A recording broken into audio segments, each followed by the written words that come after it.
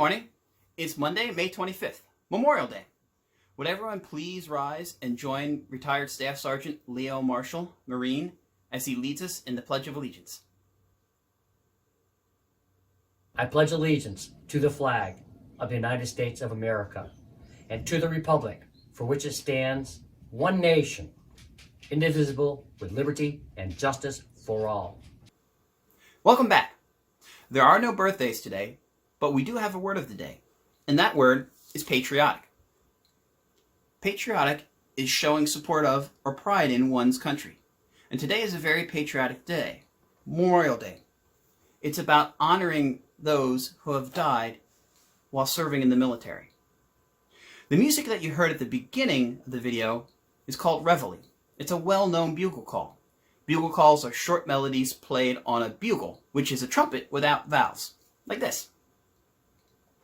The military would use bugle calls to announce events and give battlefield orders in the days before radios.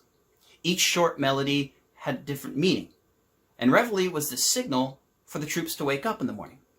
Another familiar bugle call is this one, called First Call.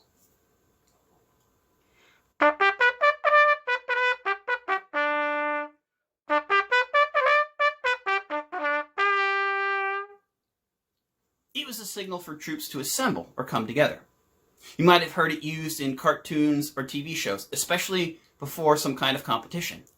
And that's partly because horse racing would often use it to signal the horses and the riders to come to the track from the stables. When it was actually time for everyone to assemble, they would play the bugle call named Assembly.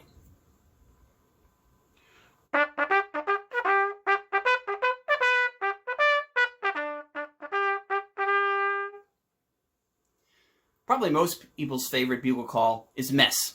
This is what they play when it's time to eat.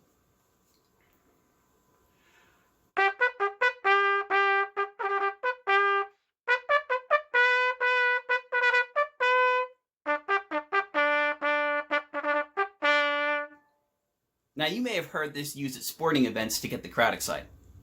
Another bugle call that was often used at sporting events is the bugle call named Charge.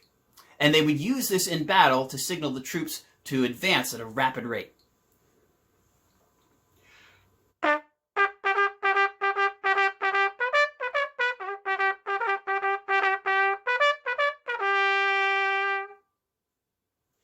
Now, probably the most well-known bugle call is taps. The story goes that a general was using taps as a replacement for the regular melody to signal at the end of the day, or lights out. That was when it was time for the troops to stop what they were doing, put out their lights, and go to bed. Then, in 1862, they were having a funeral for a soldier, but couldn't do the normal 21-gun salute because they were so close to the enemy line that they were afraid that the enemy would hear it and think they would be fired on and return fire. So one of the captains decided to have taps played instead. Other troops heard about it, they started doing it, and eventually it became part of regulation to play taps as a part of a military funeral. That's why taps is a part of Memorial Day ceremonies, because Memorial Day is honoring those who have died while serving in the military. Caleb from Mr. Krikorian's 5th grade will now play taps to end today's video.